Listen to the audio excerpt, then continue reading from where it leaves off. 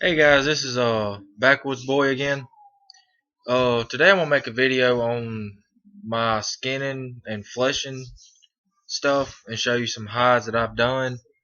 Uh, I've got two different kind of hides that I've done. I've salt cured them, and I've got a tanning kit that I got from Fur Harvester.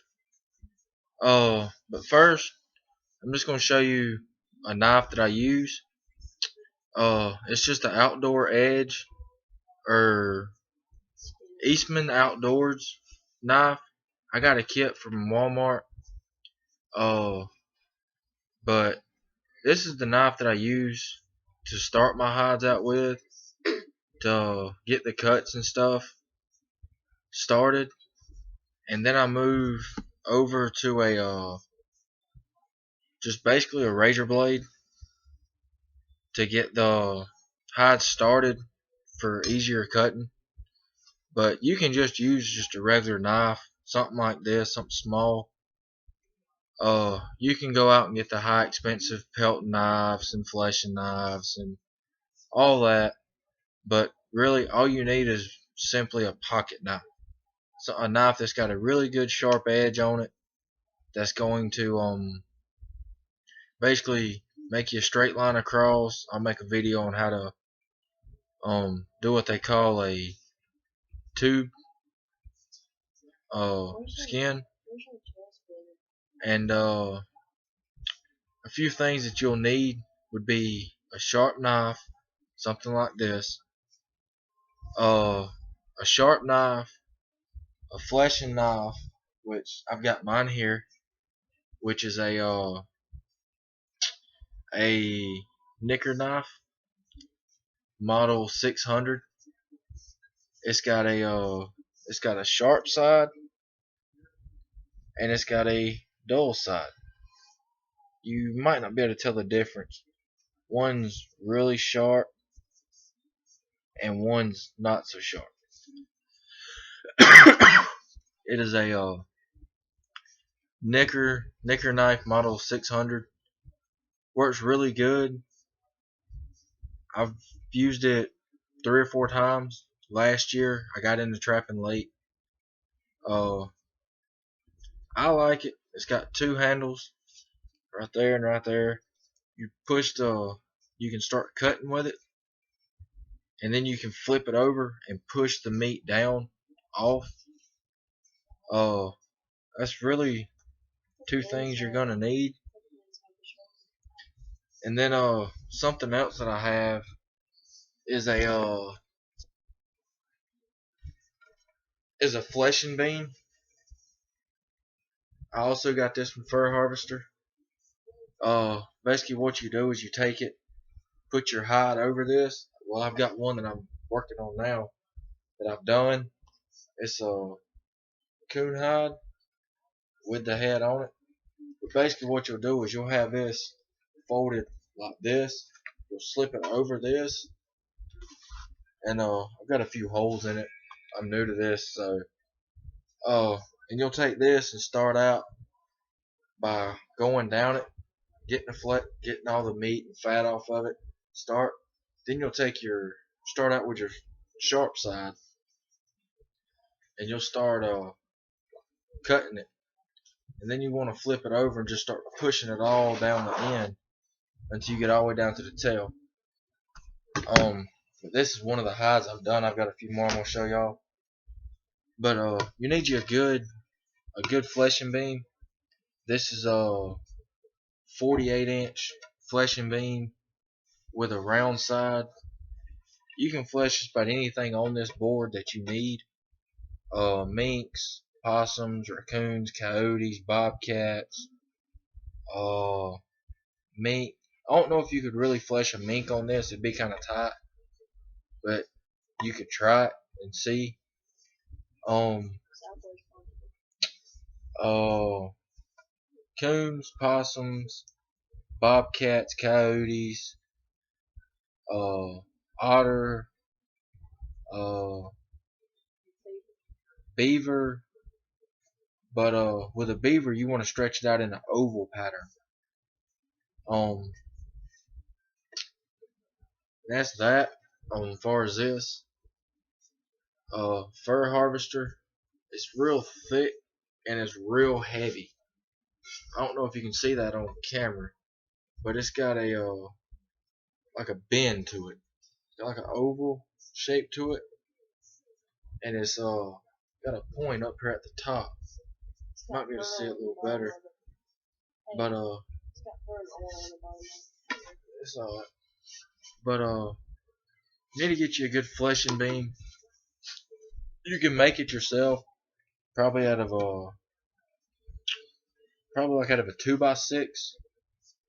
But the easiest thing is going to be able to do is to buy one, get you a cheap one to start out with, or just do like I did and get a good one, so you don't have to buy another one again. Because there's a roundness to it. Too round, you're only going to have a certain amount of space that you can work on.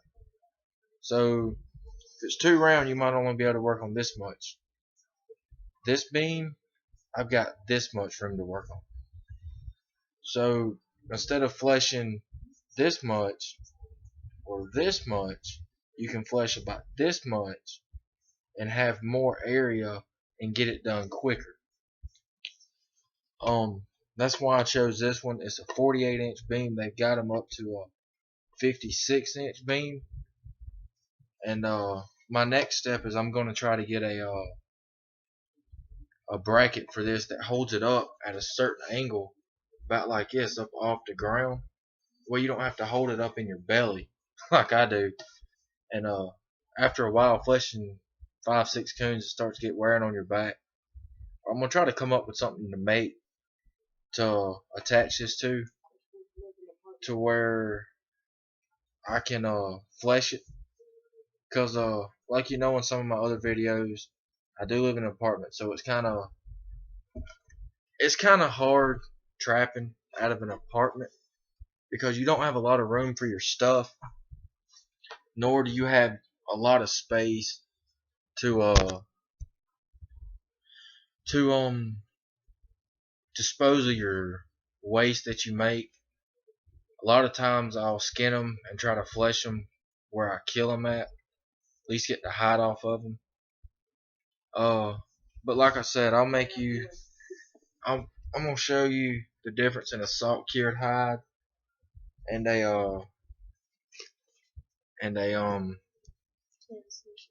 tannin solution hide. This is one that I've salt cured, and this is a tan hide. This one has the head on it, and this one has the head gone. This one's a lot more flexible, as you can tell.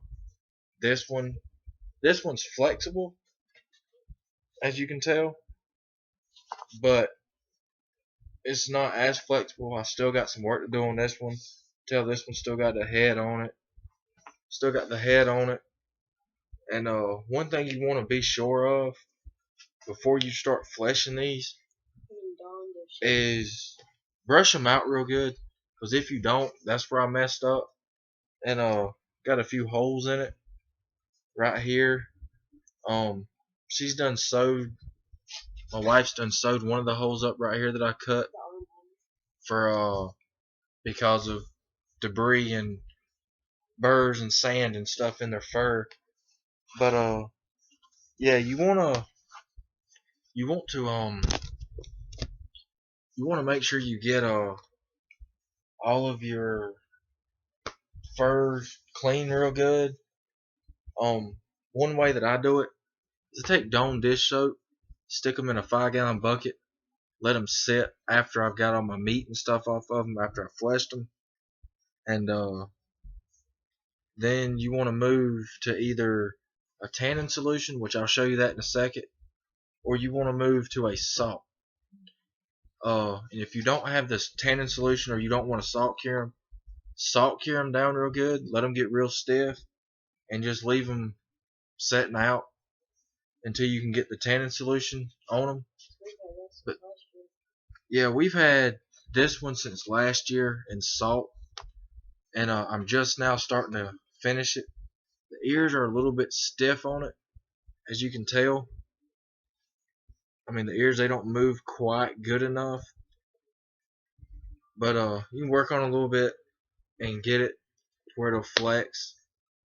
And something that you really want to do is once it gets to this stage, you really want to start stretching the fibers out in it.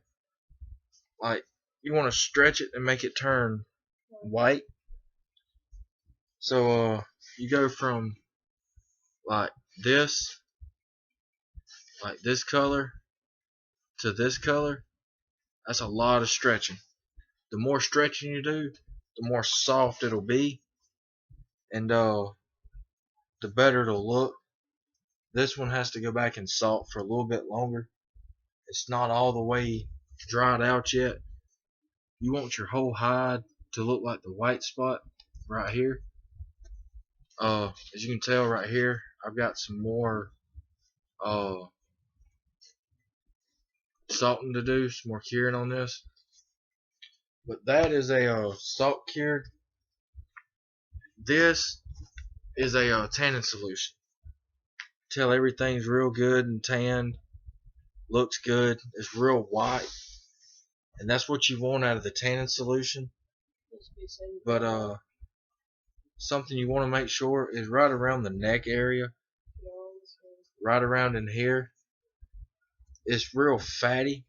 You want to paste that on there really good, or you want to try to thin that out as much as you can. And I'm fixing to get into selling my hides. I'm just now learning how to figure out where to sell them at, stuff like that. But this was my first coon. This is the coon that was in that video of my first coon that I caught my DPs. My wife set that trap, and I guess you could say that it was hers. And there she is. That was her first coon that she caught.